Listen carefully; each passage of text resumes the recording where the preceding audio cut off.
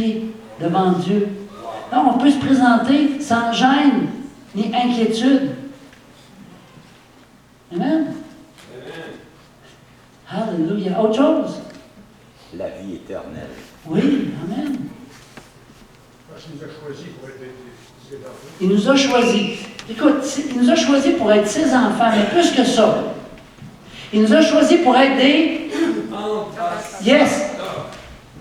Pour le représenter. Avec toute la grâce qu'il nous donne, on est appelé à le représenter. Et pour bien le représenter, moi, si je veux représenter le Canada, ben, il va falloir que j'écoute ce que le Canada dit. Et me mettre en ligne avec ce qu'il me dit. Écoutez, on a la joie et le privilège d'entendre et de pouvoir écouter ce que Dieu a à nous dire. Wow! Alléluia! Amen! Amen! Alors aujourd'hui, on peut choisir d'endurcir notre cœur ou d'embarquer dans le plan de Dieu. On a un défi. C'est quoi notre défi? Ici, comme assemblée? Oui, non, un défi concret que j'ai lancé, là. Ça, c'est toujours ce défi-là, je comprends. OK. Remplir des chaises. Déjà, ce dimanche, c'est mieux que la semaine passée, il me semble. Amen. Tout à l'heure, on va faire tout switcher les gens de gauche vers la droite. De ma gauche à votre gauche. De ma gauche à votre gauche. On va rendre ça plus compliqué. Et puis on va voir si ça remplit déjà de moitié. Hein? Un petit test. Ouais, un petit test. Merci, Georges. T'es où, Georges? Oui, oui, hey, merci, Georges. C'était la première fois cette semaine qu'il faisait la musique seul. Alléluia! Alléluia! Amen! Amen! Merci à l'équipe de louange. Continuons à prier pour France et Carl qui sont ce matin dans un groupe où est-ce qu'ils amènent des chants avec des paroles chrétiennes. Alors, prions pour eux. Okay? Ils ont pris des chants qui sont chantés, que les gens connaissent, mais ils ont replacé des paroles. Et je pense que ça, c'est vraiment très puissant. Amen. Donc, prions pour eux. Je pense que le Seigneur leur a inspiré des bonnes choses, puis vraiment, accompagnons-les là-dedans. Amen. Alléluia. OK. La prière est à tous les mercredis habituellement, mais exceptionnellement cette semaine. Marcel, on est là lundi. Je pense que c'était le seul, je n'ai pas pu l'envoyer par courriel dans ceux qui ont l'habitude de venir. Mais cette semaine, ça va être demain. Demain soir, la réunion de prière à 19h. C'est parce que mercredi, nous, on était pris. Puis les autres journées, les autres étaient pris. Ça fait que, même chose avec Marie-Louis. Amen. Et tous ceux qui veulent se joindre à nous, bien sûr. On continue les cours bibliques. Et là, on a une grande joie. J'ai demandé à Herman s'il pouvait me remplacer dans les cours bibliques. Et puis il a accepté. Donc, je vais faire un switch. On va pouvoir se rencontrer tout de suite après la réunion. Parce que j'ai des choses à te remettre. Puis, amen. On va être vraiment bénis. Vous savez, les cours là, de base, là, on n'a jamais assez. À chaque fois, on apprend quelque chose. Et même si tu as déjà vu le sujet en question, attends-toi pas à rien, là. Non, tu n'auras pas rien. C'est sûr. Tu vas avoir quelque chose venant de Dieu. C'est clair. Amen. Amen. Il y a 2, 3 qui vont savoir. Là. Amen. Ah, OK. All right. Amen. Hey, on a la joie de recevoir le marché des artisans ici même, les 22-23 novembre. On a Louis Lassalle, et puis, donc, il va y avoir plein de kiosques. Alors, si vous avez des gens qui ont quelque chose à vendre, c'est 10 $, la table, c'est vraiment pas cher. Alors, on a déjà 31 ou 32 places de louer. Ça fait que c'est vraiment merveilleux. Moi, je suis juste dans le comité, c'est pas moi qui l'organise. OK? Mais je trouve ça intéressant parce que les gens qui rentrent ici dedans sont moins gênés de rentrer une autre fois lorsqu'on fait un événement. Ça fait, comprenez-vous? Amen. On a une réunion vraiment spéciale le 10 novembre. Et là, il va y avoir, on va proposer les diacres. Vous savez, l'Église, on peut l'avoir de 2 manières. On peut voir une place où ce qu'on vient, puis on choisit. On choisit l'endroit où ce qu'on veut être. Puis là, je peux vous dire une chose, le Seigneur ne va pas vous utiliser si vous faites comme ça. Ou on peut dire, Seigneur, tu m'appelles dans cette église-là. Évidemment, il faut qu'il vous appelle ici. C'est la première des choses. Mais voici, je me rends disponible pour compléter tout ce qui pourrait manquer. Alors, à un moment donné, moi, Périta, quand on est arrivé dans le coin, on trouvait que la louange était un peu pénible. Et puis, on s'est impliqué. Le Seigneur a dit à Rita, tu trouves ça pénible? Ben, regarde. Oh, oui, il y en a marre. Alléluia. Amen. Ça a eu des bons résultats. Bon, gloire à Dieu. Alors, c'est ça. Vous savez, une église, c'est une famille, c'est un groupe ensemble. Amen. Et on doit vraiment répondre à ce que Dieu nous dit. On a besoin de chaque personne. Amen. Qui ont à cœur de s'impliquer. Alléluia. Amen. OK. On va passer pour les offrandes. Alléluia. Merci Seigneur. Honneur et gloire à ton Saint. Demandez à Chantal, si tu veux bien, demander la bénédiction de Dieu. Il y a beaucoup d'onction sur ces deux-là.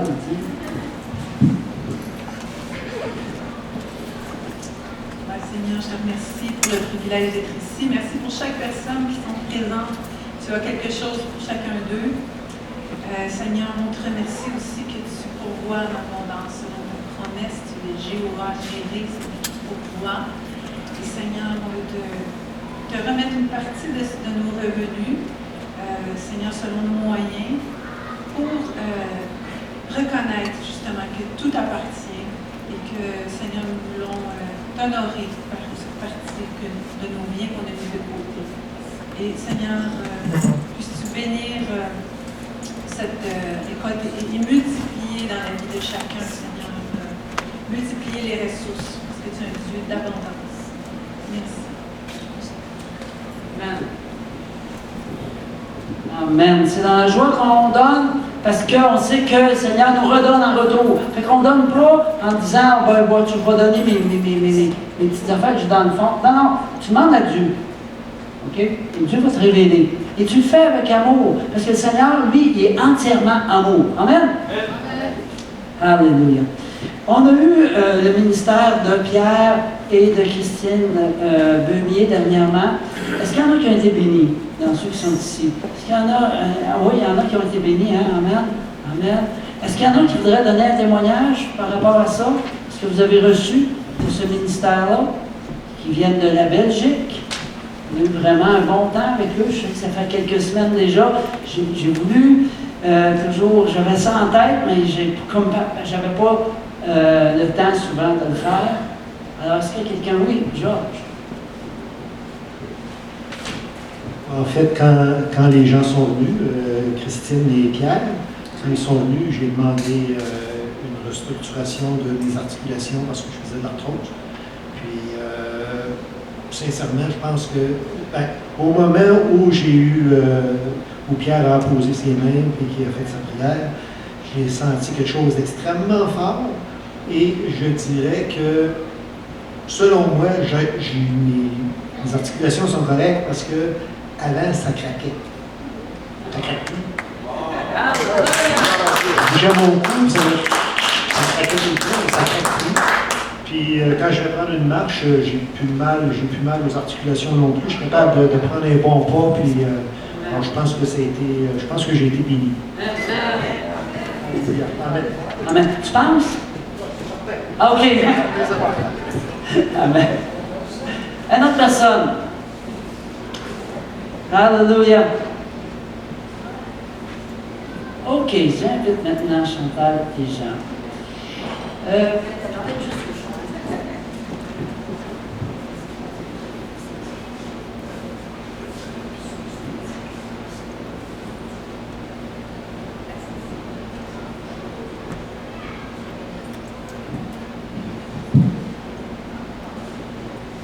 Eh bien, bonjour à tous, bienvenue à l'Église aujourd'hui. C'est pour nous vraiment un privilège de vous partager sur Israël. On est allé au mois de septembre pour 12 jours.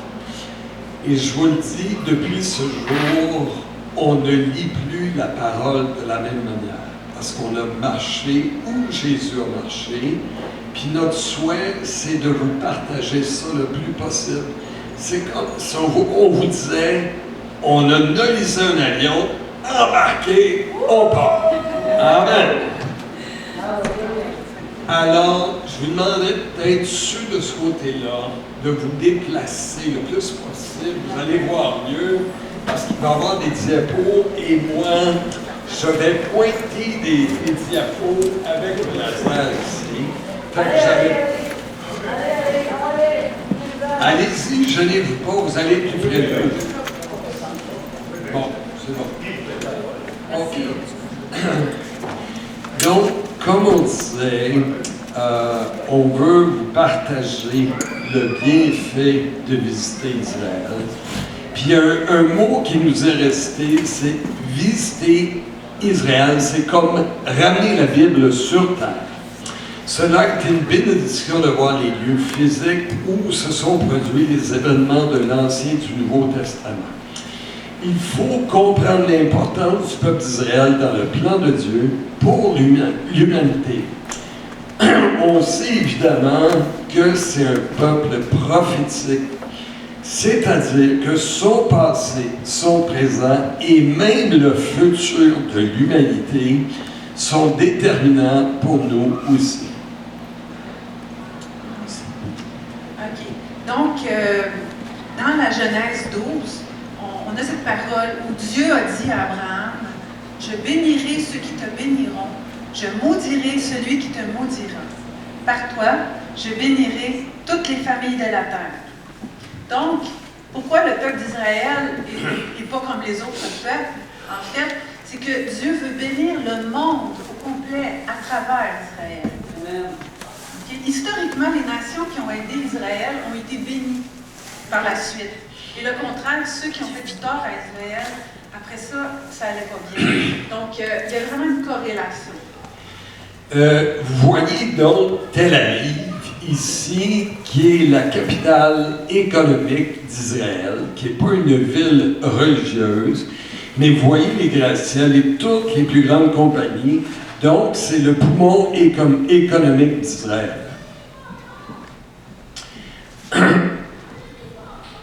Pardon.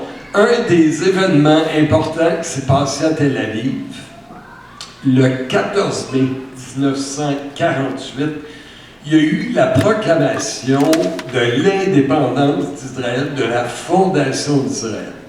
Écoutez, c'est un moment vraiment historique. Pardon. Parce qu'on sait que les Israélites étaient dispersés à travers la planète. Ils n'avaient plus de terre à eux. Puis à ce moment-là, il fallait des visionnaires pour dire « Nous, on choisit de reprendre le terrain où nos ancêtres ont habité. » Et c'est Ben Gourion qui est présent ici, le monsieur là, qui a un peu moins de cheveux, là. C'est lui, finalement, qui a donné l'envolée de ça. Et ça s'est fait en 2h30. Ils ont écrit les feuilles. Pas de cocktail après. On sort, puis ils sont allés, à ce moment-là, lever le drapeau et dire « Voici, nous avons une nation ».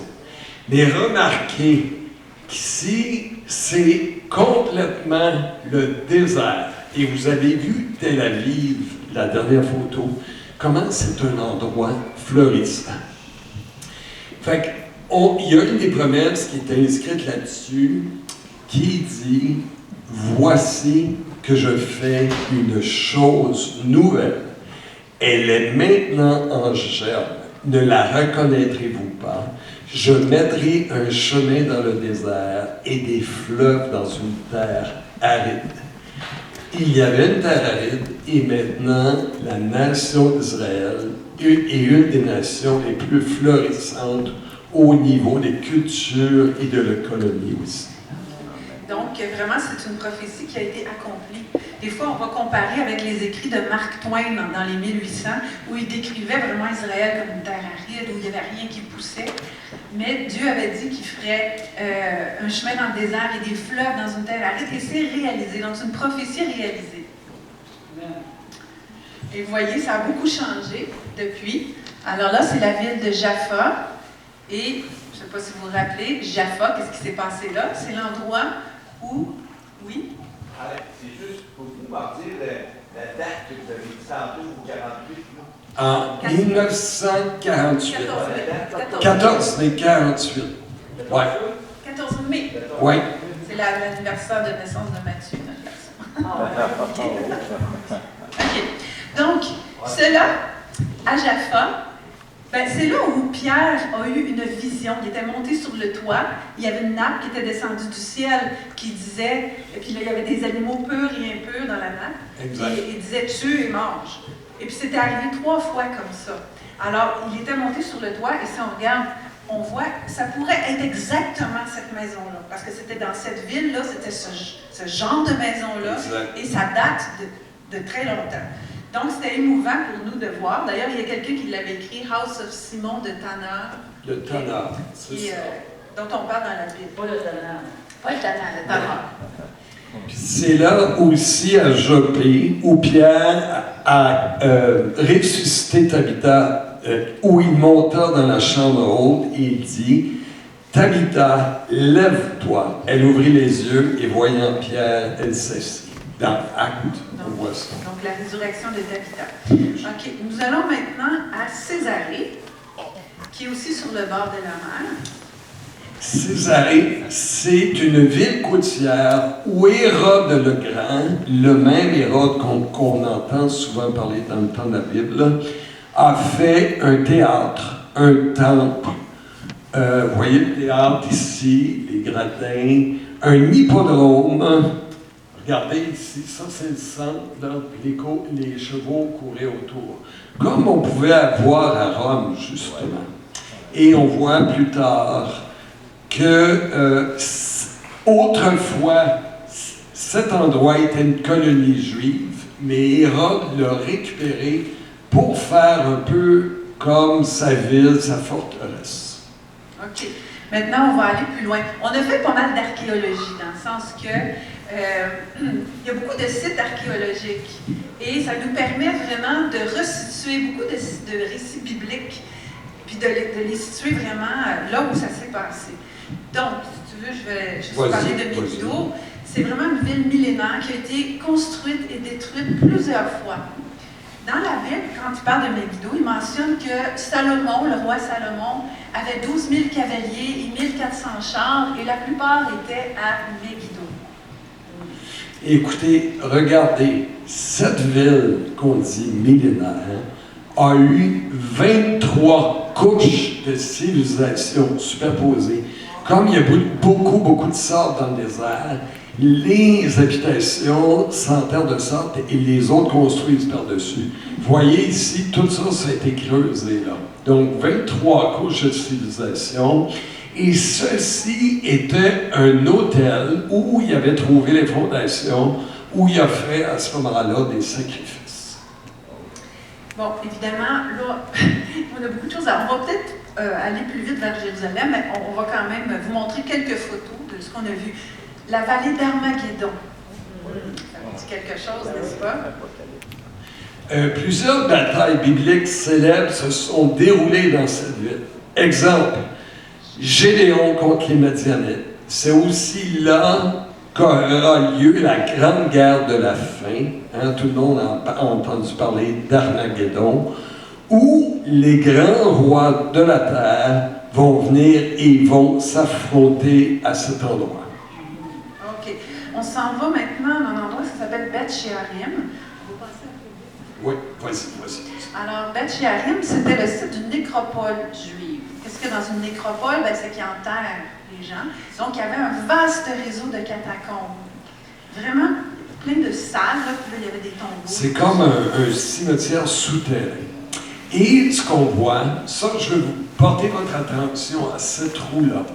Cette roue est un symbole dans l'Ancien Testament que c'est les peuples juifs qui s'y trouvaient, parce que c'est le symbole de l'Esprit de Dieu. Lorsqu'à chaque fois qu'on retrouve ce symbole, on est sûr qu'il y a habité des Juifs à cet endroit. Et aussi, un autre symbole juif, dans le fond, qui est un symbole de l'identité juive, la menorah, qui avait sculpté là, dans les catacombes.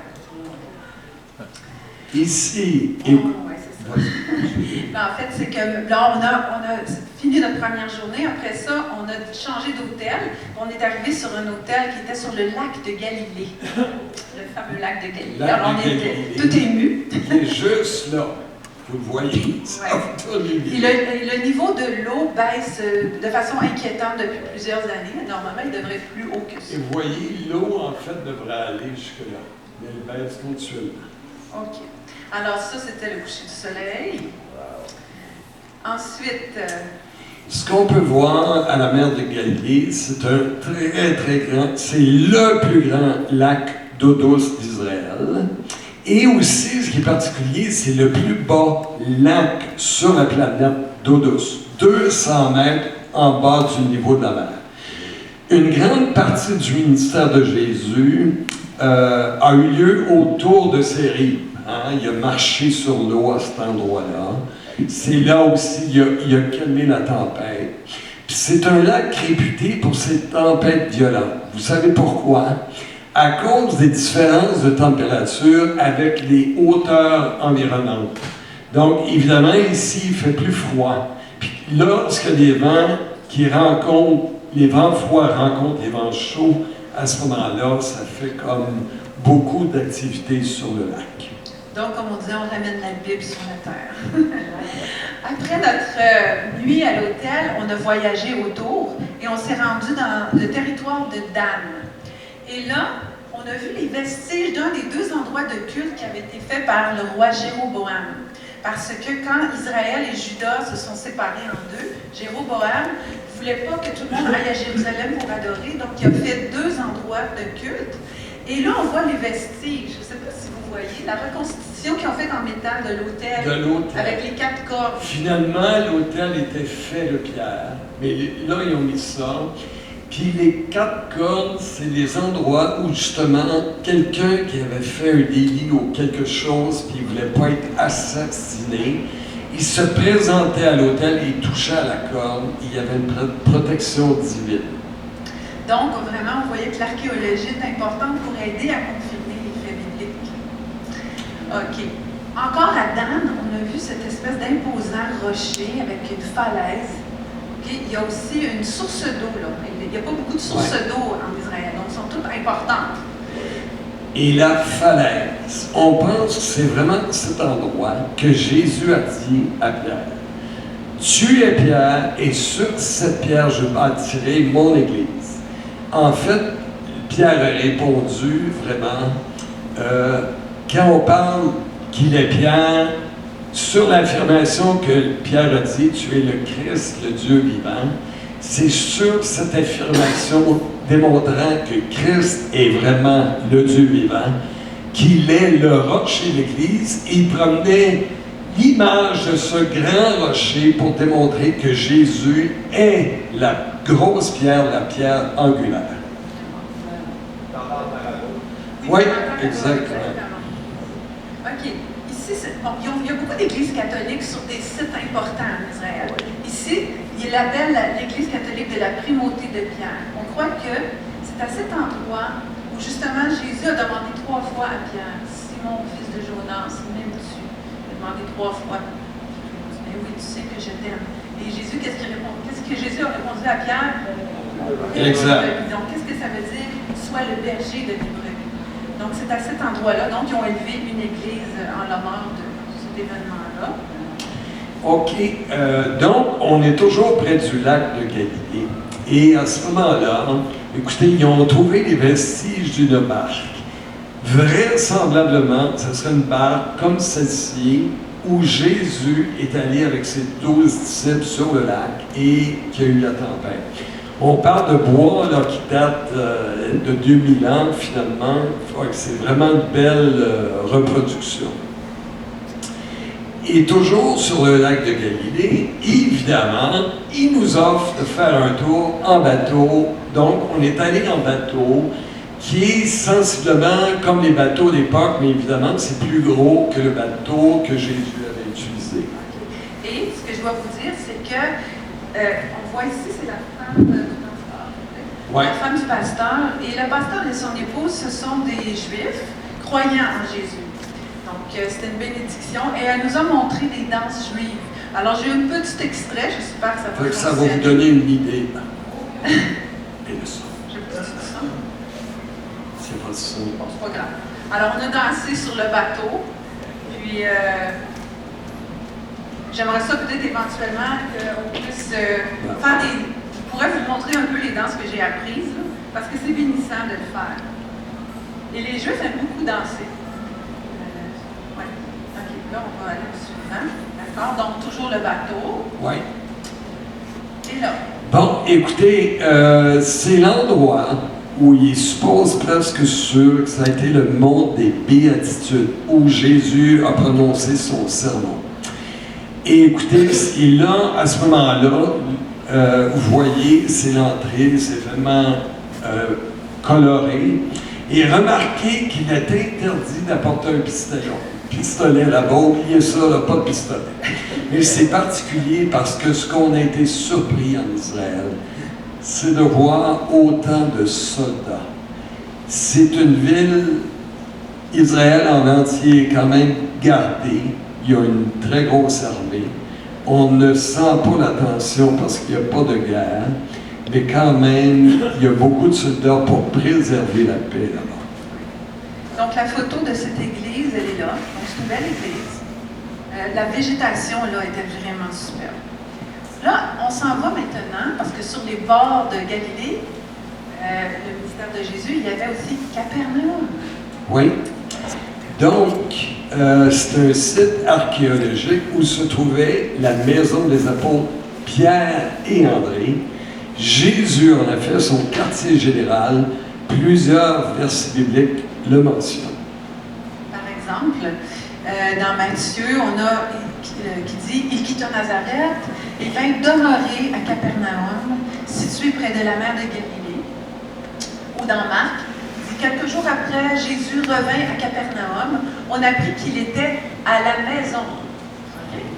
Ensuite, Jésus a guéri beaucoup de malades et chassé beaucoup de démons à Capernaum. Et c'est probablement à la maison que Jésus habitait que les 4 hommes ont ouvert le toit pour faire descendre le paralytique. Exact. C'était chez Jésus. Écoutez, ce qu'on voit ici, là, c'est vraiment une synagogue de l'époque de Capernaum, qui était environ un petit peu après le temps de Jésus. Et on a même des vestiges à vous montrer de cette même synagogue. Vous voyez les colonnes ici, très, très élevées. Ça, en fait, c'est les vestiges du village de Capernaum où habitait Jésus. Il faut imaginer des maisons, là. Ouais. C'est juste une fondation. En fait, des cloisons et des chambres et tout. Ils ont trouvé ça. Encore une fois, le symbole du Saint-Esprit. Donc, s'il y a des archéologues qui doutent vraiment que les Juifs ont habité à cet endroit, s'ils remarquent cette roue, ils ne peuvent pas contester la présence biblique des Juifs à cet endroit.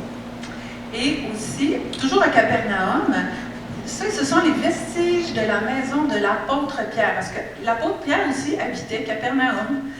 Et comme les catholiques aiment beaucoup faire des églises, ils ont fait une église par-dessus. Mais on peut aller visiter. C'est comme s'ils voulaient prendre un petit peu possession de la place. Mais en même temps, ça la protège. Il faut voir le côté positif. Ensuite, après Capernaum, on est allé à Magdala. OK. Alors, dans la Bible, on fait référence à cette ville chaque fois qu'on parle de Marie de Magdala. Il n'y a pas vraiment de citation comme telle, mais on sait que Jésus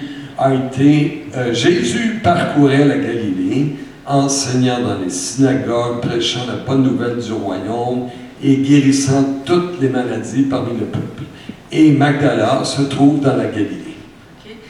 Et ce qui est particulier, c'est que là encore, il y avait des vestiges de synagogues à Magdala. Mais à Magdala, on sait que c'est une des 7 synagogues seulement en Israël qui date du 1er siècle, c'est-à-dire qui date de l'époque de Jésus. Donc là où on se tenait, c'était vraiment l'endroit où, quand Jésus enseignait dans les synagogues, guérissait les gens, et c'est là qu'il s'est tenu lui aussi. Oui. Donc, Jésus aurait été là. Ce que vous voyez ici, c'est une table retrouvée dans la synagogue. Et cette table servait à déposer le livre de la loi. Lorsque Jésus a déroulé les rouleaux, il s'est mis sur cette table-là et c'est là qu'il a fait ses lectures. Et remarquez ici, on voit une menorah encore. C'est la réplique exacte qu'ils ont trouvée. C'est l'original, l'autre est la réplique. C'est pour ça qu'ils l'ont mis sous verre, parce que celle-là, c'est l'original pour la protéger. Et par la suite, ce qu'on voit, ici, ce sont la céramique imaginée, ça date de vraiment 2000 ans, parce que c'est la céramique d'époque. Donc, ce sont probablement les Romains qui avaient créé cette céramique. Et on revoit la table ici, là, pour la lecture des livres de la loi. Et sur le site, il y avait des fruits. On a vu beaucoup de dattiers comme ça en Israël. Regardez comme c'est abondant. C'est incroyable. Toutes sortes, c'est des petites dates, c'est chargé de dates. Donc, vraiment, Israël, c'est un excellent producteur pour les Puis, dates. pour ne pas perdre les dates, ils mettent un filet sous les dates comme ça, alors elles tombent à l'intérieur. Et on a aussi filmé un olivier, où est-ce qu'il y a des olives en abondance. Donc, vraiment un fruit découlant de, comment ils disent, de miel, de lait et de miel. Ouais. Oh, OK. Là, je vais juste dire que Jean et moi, on avait formulé au pasteur le désir de se refaire baptiser dans le Jourdain. Sauf qu'ils nous ont dit que le Jourdain, c'est peut-être pas une bonne idée parce que le niveau a beaucoup baissé puis l'eau n'est pas très invitante. Okay? Donc, il a dit, par contre, dans le lac de Galilée, ça pourrait être une bonne idée. Fait que nous, on était tout à fait d'accord. Alors, on a... Mais l'événement fait boule de neige. Moi, je lui ai parlé de ça le matin à 11h30. Là, il a parlé de ça avec l'autre guide d'Israël. Là, il dit, regarde, à 3 heures, ceux qui veulent se faire reconsacrer lever de la main, on est à peu près 19. En tout cas, c'était vraiment un moment glorieux. Puis le pasteur lui-même, à la fin du voyage, il dit, j'aimerais que chacun exprime quel a été le moment fort du voyage. Bien, lui, il a dit, ça a été de reconsacrer. Il y a même une sœur qui n'avait pas été baptisée, donc il a été à ce moment-là. Donc, une petite photo de ça, souvenir, et du groupe. Et le groupe, Okay. voilà. Alors, le lendemain, nous reprenons l'autobus vers la ville de Sfat. OK, c'est une ville située en altitude, très très haute. Et à ce moment-là, il y a beaucoup de Juifs orthodoxes. Et aussi, il y a même, écoutez, partout, oui, je vais te dire si tu veux après. Partout à travers le monde, il y a toujours quelqu'un qui trouve moyen de tirer de la Bible certaines faussetés, puis interprète ça à leur manière. Bien là-bas, il y a une secte juive qui s'appelle la Kabbale, qui est vraiment ésotérique et qui dilue le message de l'Évangile et de l'Ancien Testament. Fait que ça se voit même en Israël. Puis en Israël, il existe, comme je disais, plusieurs groupes religieux, les ultra-orthodoxes, qui, eux, ont les boudins et la barbe, mais ceux qui sont plus modérés vont seulement porter la kippa, comme ça. Puis il y a aussi, donc, c'est vraiment une ville... Il y a beaucoup d'athées en Israël. Il ne faut pas penser que tout le monde est religieux, là. Non. Quand on va à Tel Aviv, il n'y a pas de signes religieux tellement. Puis, je veux juste dire, par rapport aux ultra-orthodoxes, j'étais surprise d'apprendre qu'ils ne travaillent pas, hein. Ils vivent, ils s'entraident entre eux autres, ils vivent beaucoup d'allocations familiales parce qu'ils font beaucoup d'enfants et c'est pas rare de voir des enfants, 8, 9, 10 enfants. Puis ils sont très occupés toute la journée à étudier la Bible. À prier. Puis à prier. Puis, c'est leur culture. Mais je trouvais ça difficile. En fait, je me demandais comment on pourrait entrer en relation avec ces gens-là parce qu'ils sont tellement à part des autres. Par contre, ceux qui ont une kippa comme ça, eux autres, ils travaillent, sont dans la vie active et tout ça. Et dans le gouvernement, dans la politique aussi d'Israël, les Juifs ultra-orthodoxes, ils ont des sièges au Parlement. Et puis ça bloque la politique parce que ça empêche, mettons, Netanyahou ou Gantz d'avoir une majorité. Puis c'est très difficile de faire une coalition avec eux autres. En tout cas, ça, c'est un petit clin d'œil sur Une belle le parenthèse. Merci, Chantal. Sfab aussi. Oui, excuse-moi. Vas-y, tu avais une question. Ah, ouais, je veux savoir, on parle-tu des assemblées chrétiennes, là? Oui, il y a des orthodoxes, mais il y a aussi des chrétiens, c'est sûr. Mais on ne les a pas rencontrés parce qu'on avait un programme chargé. Mais oui, ça existe. Puis on va accélérer un petit peu parce qu'il reste beaucoup de photos. Là-bas, il y a beaucoup d'artisanat. C'est des artistes. Écoutez, on était en période d'élection. Le 23 septembre, il y avait les élections, puis il y avait évidemment ce monsieur qu'on connaît bien. Netanyahou est appuyé par M. Trump. Ouais. Donc, ça nous rattrape jusque là-bas. OK. La ville de Nazareth. Et ça m'a surpris, parce que quand on pense à Nazareth, on pense à Jésus. Et on peut penser, bon, mais Nazareth, dans le fond, il y a 75 000 habitants. Donc, c'est une grosse ville, mais 70 de la population est arabe. Donc, il y a des Arabes qui vivent en Israël et ils sont souvent dans leur ville à eux. Et ça, c'est la plus grosse des villes arabes, Nazareth. Il y a un 30 par exemple, qui est chrétien quand même. Et il y a aussi un petit quartier juif. Mais à Nazareth, ils ont fait, dans la partie chrétienne, une reconstitution du village de Nazareth tel qu'il était au temps de Jésus. Et c'était vraiment intéressant, parce que c'est bien fun, les sites archéologiques, mais ça reste que... Ouais. Tandis que là, c'était comme reconstitué. Okay? Fait qu'on vous voyez une dame qui tisse la laine ici. Et ce qui est important aussi, c'est ils ont reproduit une synagogue du temps de Jésus. Vous voyez, à ce moment-là, lorsque Jésus a dit dans Isaïe, « L'Esprit du Seigneur, l'Éternel, est sur moi. » Il a repris ce passage. Exactement. C'est là qu'il le dit, dans une synagogue comme ça. Puis c'est là aussi où il y a eu justement beaucoup de contestations. Oui. Puis vous voyez les vases, les longs vases hauts, c'est là-dedans qu'ils mettaient les manuscrits pour les garder. Donc, la parole du Seigneur. Ensuite, on est allé faire une visite à la source de Gédéon. Alors, c'est à cet endroit que Dieu a choisi 300 soldats pour combattre avec Gédéon contre les Madianites. OK. Donc, c'est dit dans la parole, Juge 7.5, Gédéon fit descendre le peuple vers l'eau et dit, l'Éternel dit à Gédéon, tous ceux qui laperont l'eau avec la langue, comme lappe le chien, tu les sépareras de ceux qui se mettront à genoux pour boire. Et puis là, on a un petit film de cette source. Regardez comment l'eau jaillit du sol, hein? C'est impressionnant. Quand on pense que là-bas, la température qui était là, c'était du 38-36 degrés presque tout le temps. Donc la source. Fait que quand tu possèdes de l'eau en Israël, tu es riche. Et là, on est arrêté pour dîner et il n'a pas pu résister, il a fallu qu'il aille sur le chameau. Mon pasteur a dit, Jean, va pas sur le chameau, t'as pas d'assurance pour ça. Mais j'ai compris ce qu'il voulait dire.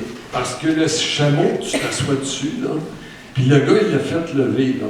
Il lève les pattes arrière, puis là, t'es penché même, là, tout à coup, il lève les pattes avant, puis là, tu te relèves, tu sais. Mais c'est beau. Il faudrait presque un escabeau de 10 pieds pour je me dis, c'est quelque chose. J'ai pas gardé la photo quand le chameau s'est levé debout parce que les gens étaient tous déséquilibrés, ça paraissait pas bien. Écoutez, quand je vous parlais de soldats, ces jeunes ont à peu près une vingtaine d'années, OK?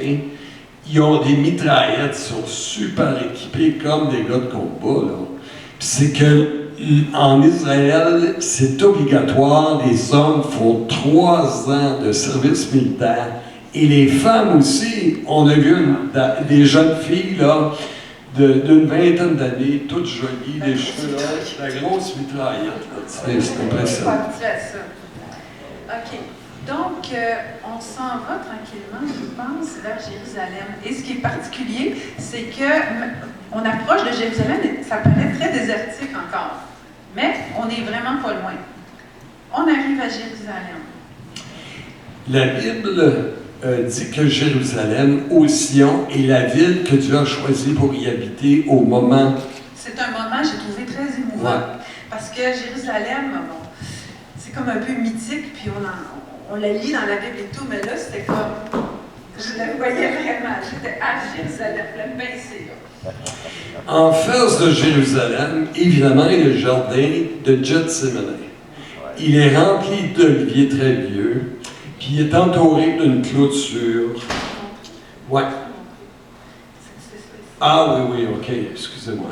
Donc ça, c'est une église qui a été faite, mais ce qu'ils ont gardé du jardin, c'est ceci. Puis ce qui est particulier, c'est vraiment, on a été touchés parce qu'on sait que c'est là où Jésus a été prié, c'est là où il a agonisé, c'est là où il y a eu un rude combat.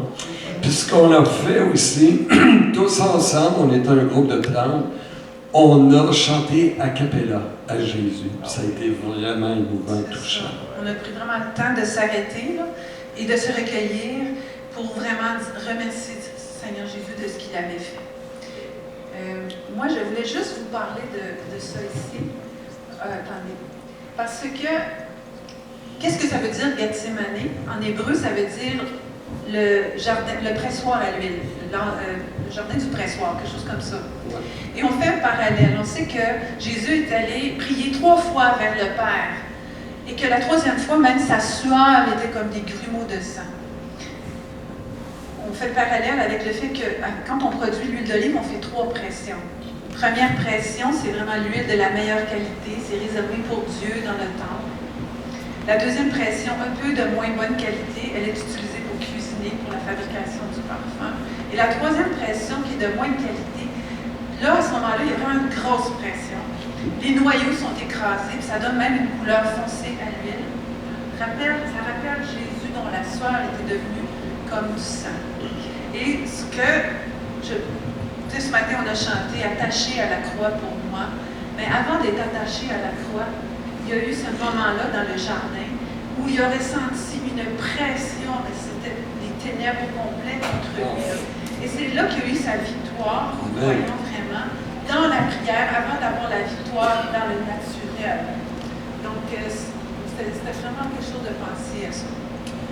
Il y a, comme on disait plus tôt, il y avait une église de formule. Ici, écoutez, c'est vraiment particulier parce que c'est une maquette de Jérusalem en entier, reproduite, qui était comme au temps de Jésus.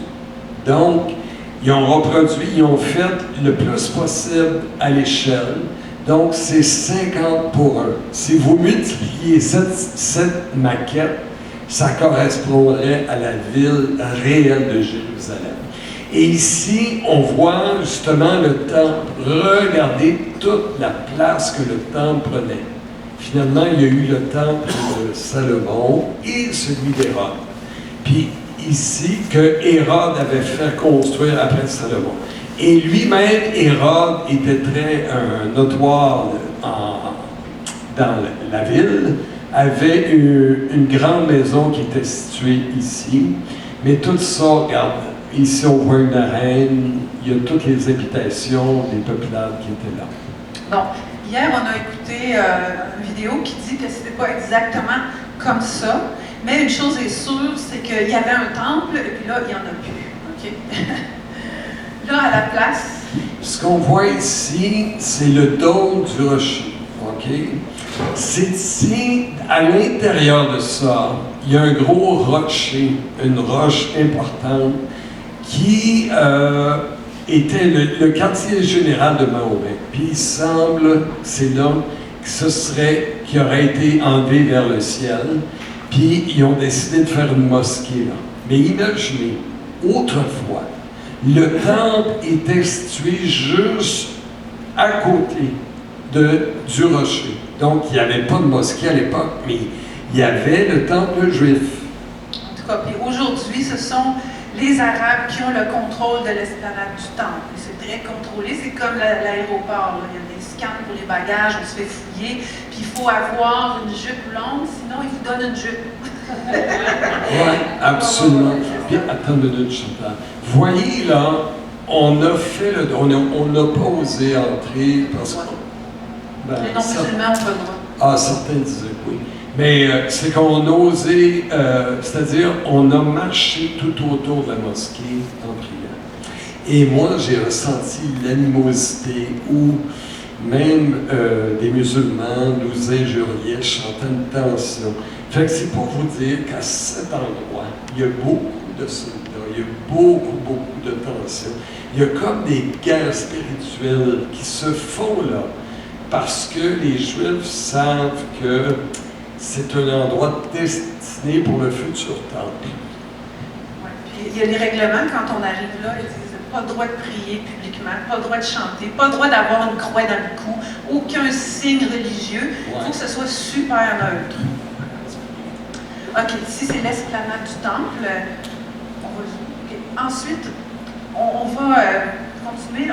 Bon, dans la cité de David, OK, c'est à Jérusalem, c'est l'endroit où David avait son palais, où il a construit beaucoup de choses, dont un tunnel qui servait à acheminer l'eau à la ville. Et, comme vous voyez, on avait le droit, comme touristes, là, de rentrer dans le tunnel. On avait de l'eau, il y a des endroits, c'était juste ici, il y a des endroits, c'était jusque-là. Puis il y a des endroits, puis il faisait noir.